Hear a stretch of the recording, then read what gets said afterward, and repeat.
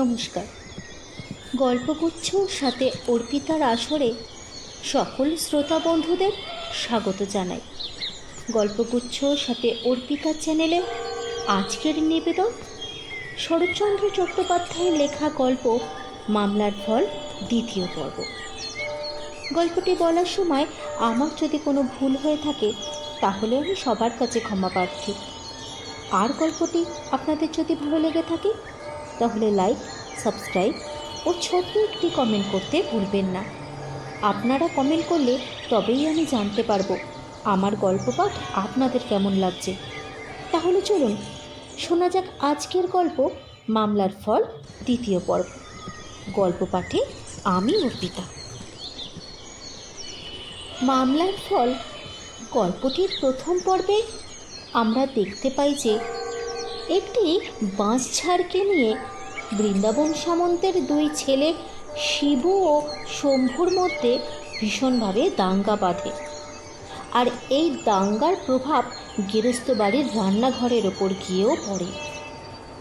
আর এই দাঙ্গার ফলস্বরূপ এই হলো যে শম্ভুর মা মরা বড় ছেলে গয়ারাম খিদের জ্বালায় তার জেঠিমার রান্নাঘর ভাঙচুর করে বাড়ি থেকে পালায়। এই পর্বে আমরা জানতে পারবো যে এই সাংসারিক অশান্তির আগুন শেষ পর্যন্ত কি ওই ছোট্ট গয়ারামের গায়ে এসে পড়ল। পুরোটা জানতে গেলে গল্পটি শেষ অবধি শুনতে থাকুন। শিবু ক্রুদ্ধ স্বরে প্রশ্ন করিল, ব্যাপার কি? গঙ্গামণি কাঁদিয়া কহিল, এই এই দেখেছো দেখেছো গয়া আমার রান্নাঘরের সর্বস্ব ভেঙে দিয়ে আমার হাতে এক ঘা বসিয়ে দিয়ে পালিয়েছে। এই এই দেখো না, হাতটা কেমন ফুলে উঠেছে। বলিয়া সে স্বামীকে হাতটা দেখাইল। শিবুর পশ্চাতে তার ছোট সম্বন্ধী ছিল, হুঁশিয়ার এবং লেখাপড়া জানে বলিয়া জমিদার বাড়িতে যাইবার সময় শিবু তাহাকে ও পাড়া হইতে ডাকিয়া লইয়া গিয়াছিল। সে কহিল, সামন্ত মশাই, এই সমস্ত ওই ছোট সামন্তর কারসাজি, ছেলেকে দিয়ে সেই এ কাজ করিয়েছে। কি বলো দিদি, ঠিক বলছি তো? গঙ্গামণির তখন অন্তর জ্বলিতেছিল। সে তৎক্ষণাৎ ঘাড় নাড়িয়া কহিল, ঠিক ভাই, এই ঠিক বলেছ। ওই পোড়ার মুখ ওই ছোড়াকে শিখিয়ে দিয়ে আমাকে আমাকে মার খাইয়েছে। এর কি করবে তোমরা করো, নইলে আমি গলায় দড়ি দিয়ে মরব, এই বলে রাখলুম আমি। এত বেলা পর্যন্ত শিবুর নাওয়া খাওয়া নাই, জমিদারের কাছেও সুবিচার হয় নাই। তার ওপর আবার বাড়িতে পা দিতে না দিতেই এই কাণ্ড। তাহার আর হিতাহিত জ্ঞান রইল না। সে প্রচণ্ড একটা শপথ করিয়া বলিয়া উঠিল, এই আমি চললুম থানার দারোগার কাছে। এর বিহিত না করতে পারি তো আমি বিন্দু সামন্তর ছেলে নই। তাহার শালা লেখাপড়া জানা লোক, বিশেষত তাহার গয়ার ওপর আগে হইতেই আক্রোশ ছিল। সে কহিল, আইনি মতে এর নাম অনধিকারী প্রবেশ, লাঠি নিয়ে বাড়ি চওড়া হওয়া, জিনিসপত্র ভাঙা, তার ওপর আবার মেয়ে মানুষের গায়ে হাত তোলা। এর শাস্তি 6 মাস জেল। সামন্তমশাই, তুমি কোমর বেঁধে দাঁড়াও দেখি, দেখো না আমি কেমন বাপ বেটাকে একসঙ্গে জেলে পুড়তে পারি। শিবু আর দ্বিরক্তি করিল না। সম্বন্ধের হাত ধরিয়া থানায় দারোগার উদ্দেশ্যে প্রস্থান করিল। গঙ্গামণির সকলের চেয়ে বেশি রাগ পড়িয়াছিল দেবর ও ছোট বধূর ওপর। সে এই লইয়া একটা হুলুস করিবার উদ্দেশ্যে কপাটের শিকল তুলিয়া দিয়া সেই চেলাকাঠ হাতে করিয়া সোজা শম্ভুর উঠোনে আসিয়া দাঁড়াইল। উচ্চকণ্ঠে কহিল, কেমন গো ছোট কর্তা, ছেলেকে দিয়ে আমাকে মার খাওয়াবে ভেবেছিলে? এখন বাপ বেটায় একসঙ্গে ফটকে যাও। শম্ভু সেইমাত্র তাহার এ পক্ষের ছেলেটাকে লইয়া ফলার শেষ করিয়া দাঁড়াইয়াছে। বড় ভাজের মূর্তি এবং তাহার হাতের চেলাকাঠটা দেখিয়া হতবুদ্ধি হইয়া গেল। কহিল, হয়েছে কি? আমি তো কিছুই জানি নে। গঙ্গামণি মুখ বিকৃত করিয়া জবাব দিল, আর ন্যাকা সাজতে হবে না, ওই দারোগা আসছে, তার কাছে গিয়ে বলো তুমি কিছুই জানো নে। ছোট বউ ঘর হইতে বাহির হইয়া একটি খুঁটিতে ঠেস দিয়া নিঃশব্দে দাঁড়াইল। শম্ভু মনে মনে ভয় পাইয়া কাছে আসিয়া গঙ্গামণির একটা হাত চাপিয়া ধরিয়া কহিল, মায়েরই বলছি বড় বউটার, আমরা তো কিছুই জানি নে।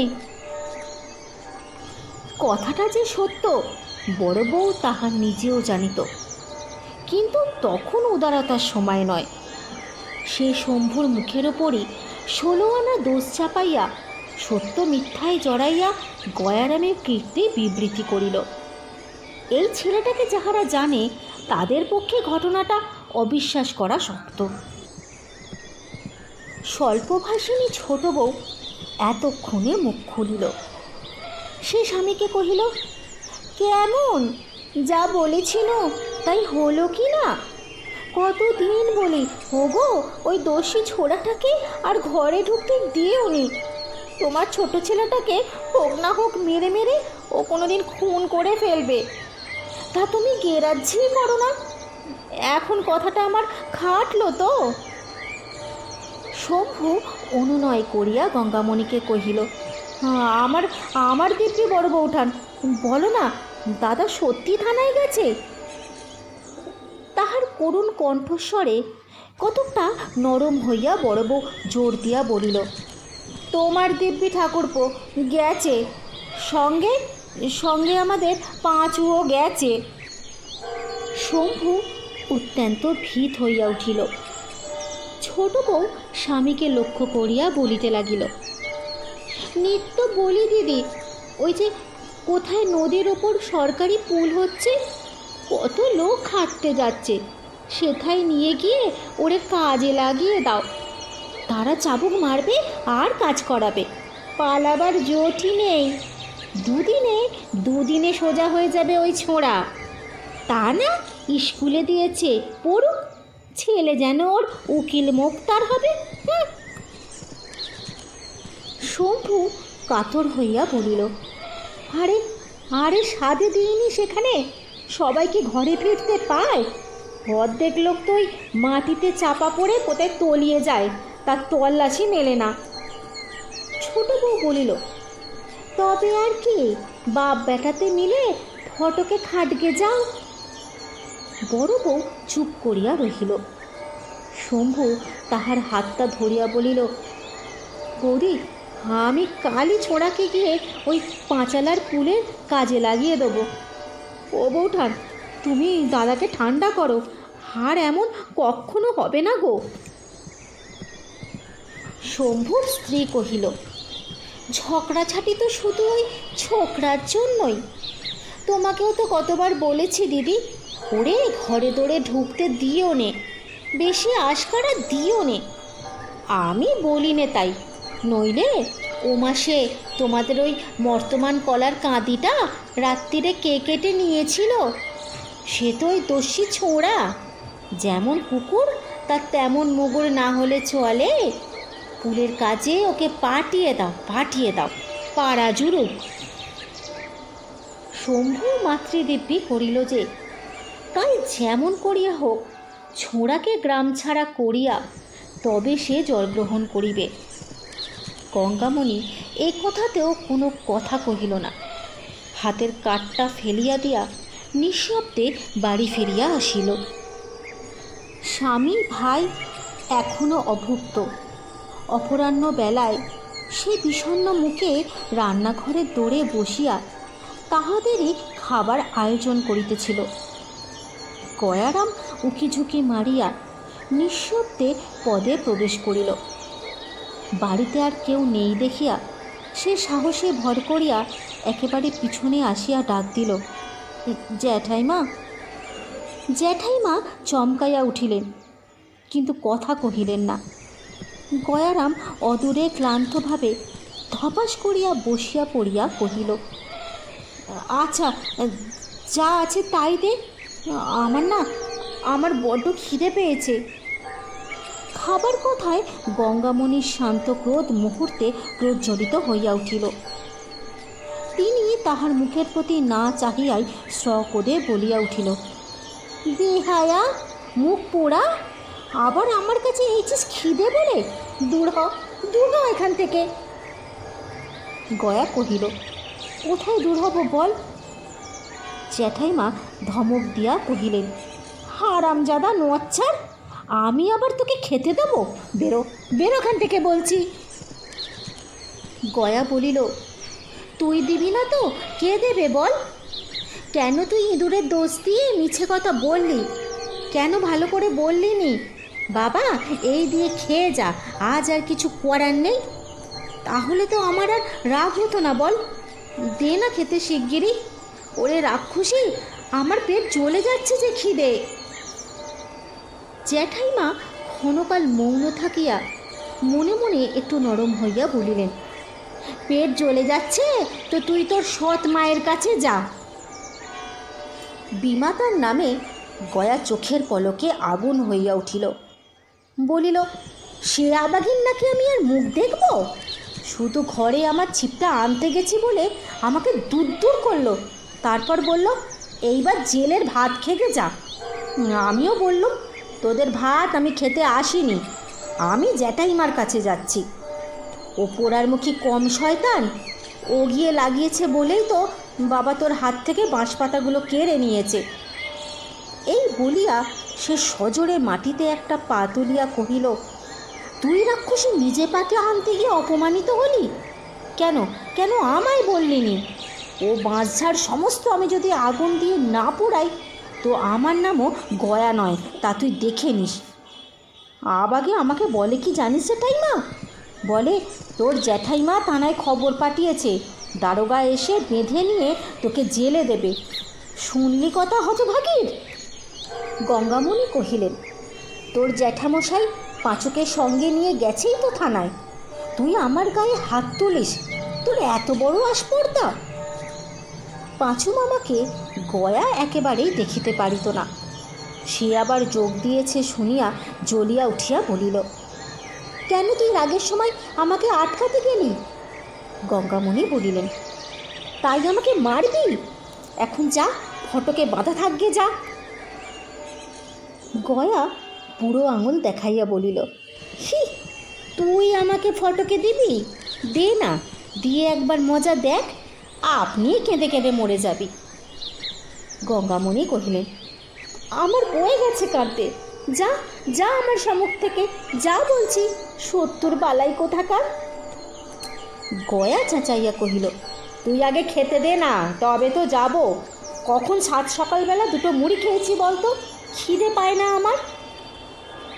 গঙ্গামণি কি একটা বলিতে যাইতেছিলেন, এমন সময় শিবু পাঁচুকে লইয়া থানা হইতে ফিরিয়া আসিয়া গয়ার প্রতি চোখ পড়িবা মাত্র বারুদের মতো জ্বলিয়া উঠিয়া চিৎকার করিল, হারাম জাদা পাজি, আবার আমার বাড়িতে ঢুকেছিস তুই?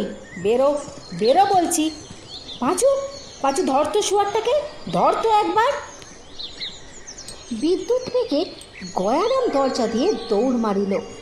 চেঁচাইয়া বলিয়া গেল, পেঁচোশালার একটা ঠ্যাং ভেঙে যদি না দিই, আমার নামও গয়ারাম নয়। চোখের পলকেই এই কাণ্ড ঘটিয়া গেল। গঙ্গামণি একটা কথা কহিবারও অবকাশ পাইল না। ক্রুদ্ধ শিবু স্ত্রীকে তার বলিল, তোর আশকারা পেয়েই আজও এই রকম হচ্ছে। আর যদি কখনো হারামজাদাকে বাড়িতে ঢুকতে দিস তো অতি বড় দিব্যি রইল। পাঁচু বলিল, দিদি তোমাদের আর কি, আমারই সর্বনাশ। কখন রাত বিরতে লুকিয়ে আমার ঠ্যাঙেইও ঠ্যাঙা মারবে দেখছি।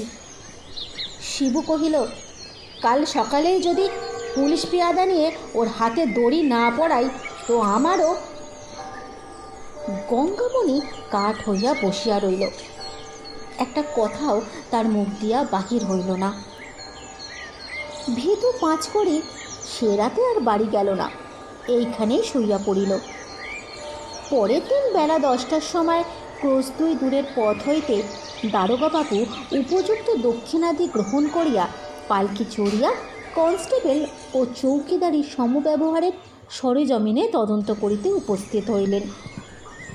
অনধিকারী প্রবেশ, জিনিসপত্র ভাঙচুর, চেলা কাঠের দ্বারা স্ত্রীলোকের অঙ্গে প্রহার ইত্যাদি বড় বড় ধারার অভিযোগ সমস্ত গ্রামময় একটা হুলুস্থুলুস পড়িয়া গেল।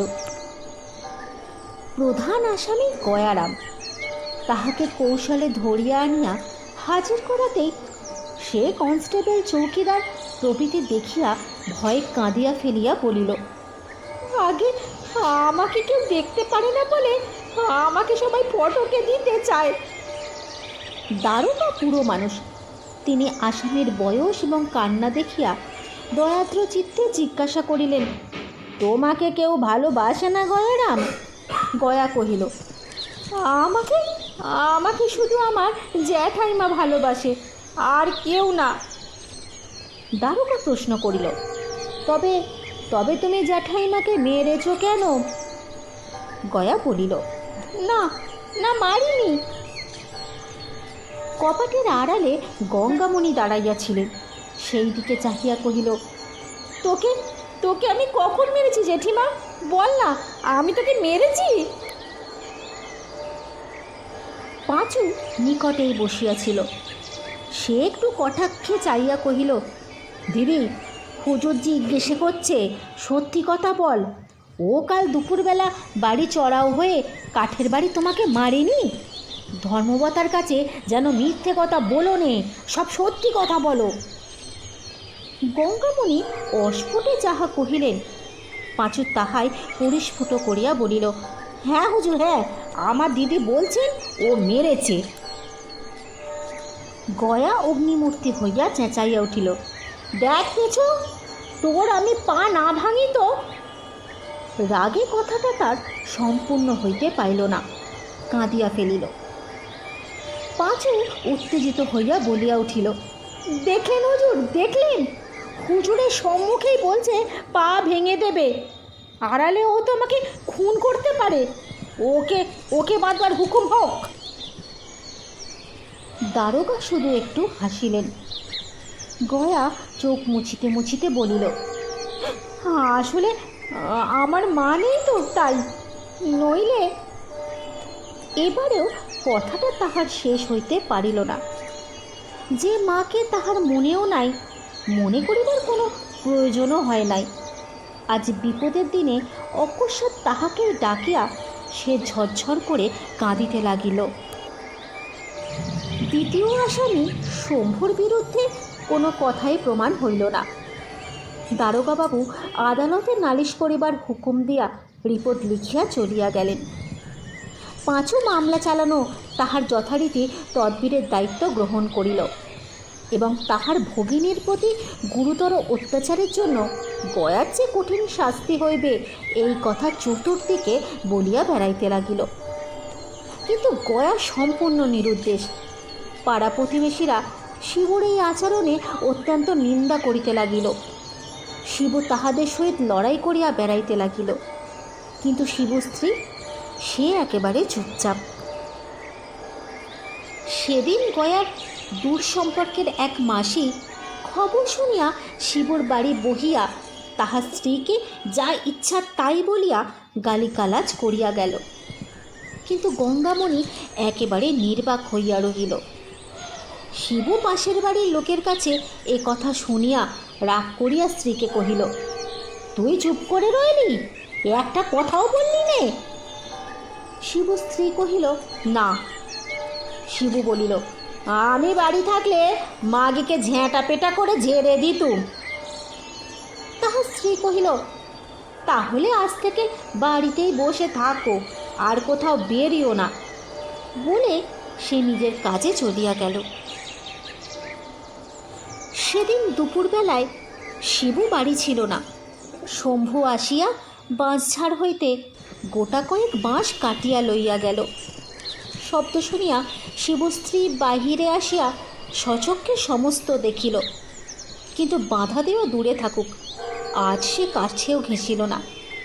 নিঃশব্দে ঘরে ফিরিয়া গেল। দিন দুই পরে সংবাদ শুনিয়া শিবু লাফাইতে লাগিল। স্ত্রীকে আসিয়া কহিল, তুই কি কানের মাথা খেয়েছিস? ঘরের পাশ থেকে যে মাছ কেটে নিয়ে গেল আর তুই টের পেলি নে? তাহার স্ত্রী বলিল, কেন টের পাবো না? আমি চোখে তো সবই দেখেছি। শিবু ক্রুদ্ধ হইয়া বলিল, তবু আমাকে তুই জানালি নে? গঙ্গামণি বলিল, জানাবো আবার কি? বাঁশঝাড় কি তোমার একার? ঠাকুরপোর তাতে ভাগ নেই?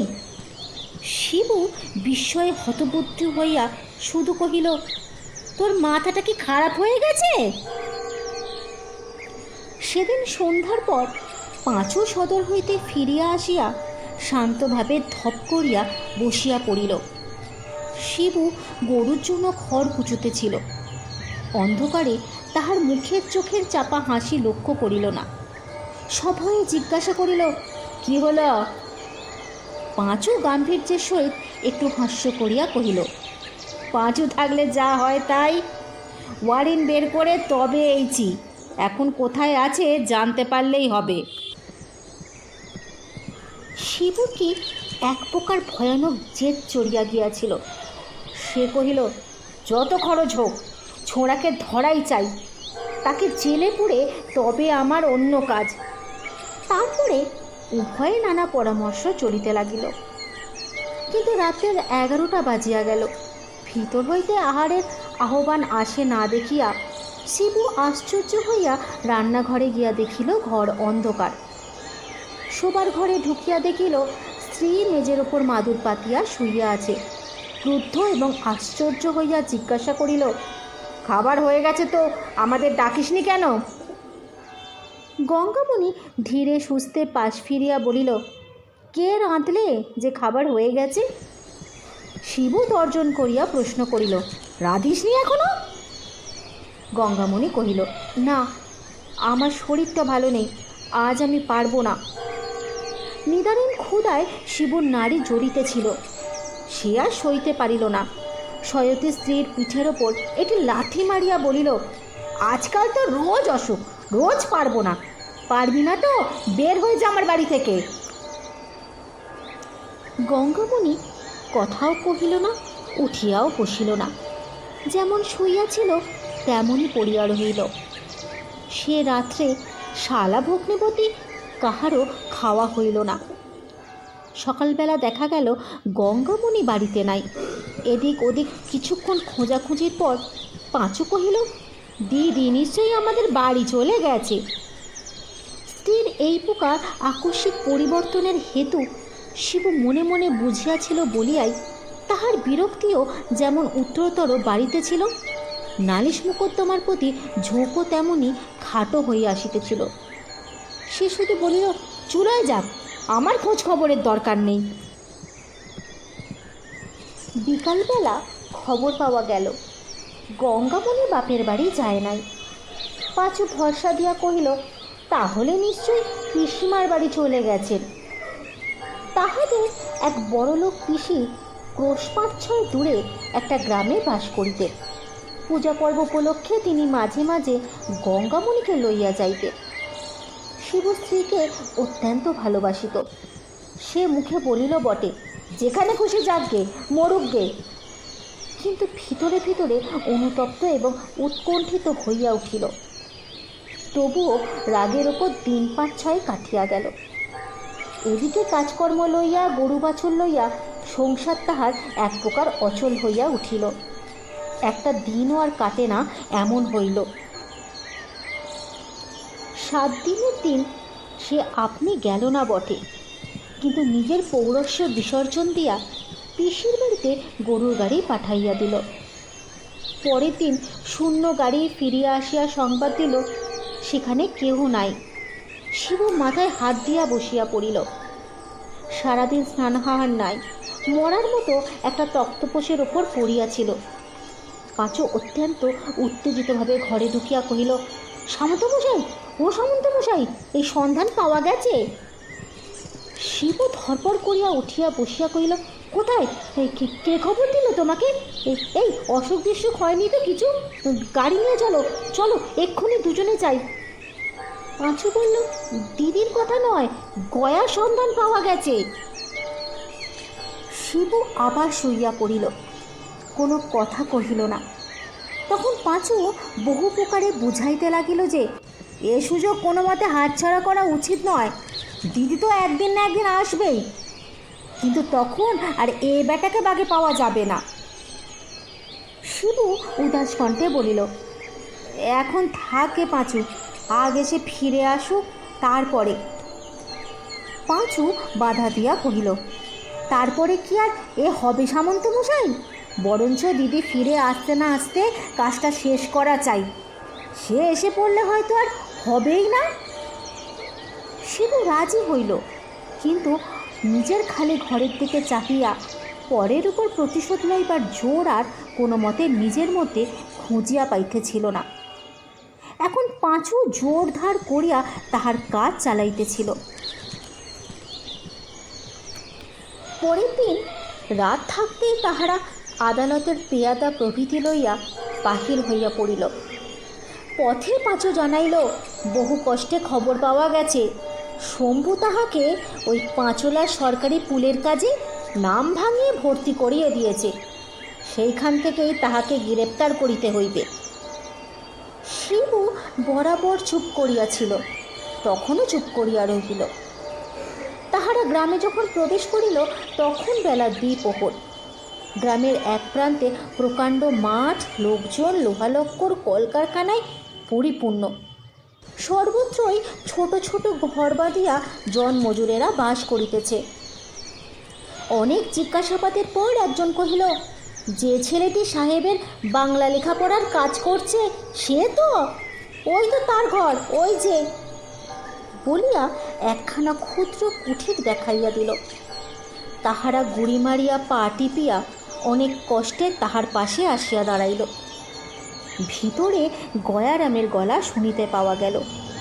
পাঁচু পলকে উচ্ছ্বাসিত হইয়া পিয়াদা এবং শিবুকে লইয়া বীর দর্পে অকস্মাৎ কুঠিরে উন্মুক্ত দ্বারে রোধ করিয়া দাঁড়াইবা মাত্র তাহার সমস্ত মুখ বিস্ময়ে, ক্ষোভে, নিরাশায় কালো হইয়া গেল।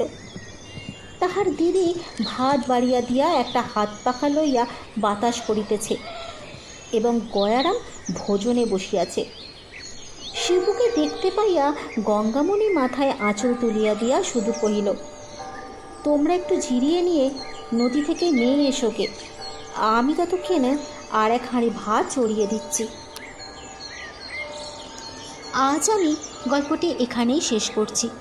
আশা করি এই গল্পটি আপনাদের মন ছুঁয়ে গেছে। গল্পটি ভালো লাগলে ছোট্ট একটি কমেন্ট করতে ভুলবেন না। আপনাদের সঙ্গে আমার আবার দেখা হবে নতুন কোনো গল্পের সাথে। ততদিনে ভালো থাকুন এবং সুস্থ থাকুন। ধন্যবাদ।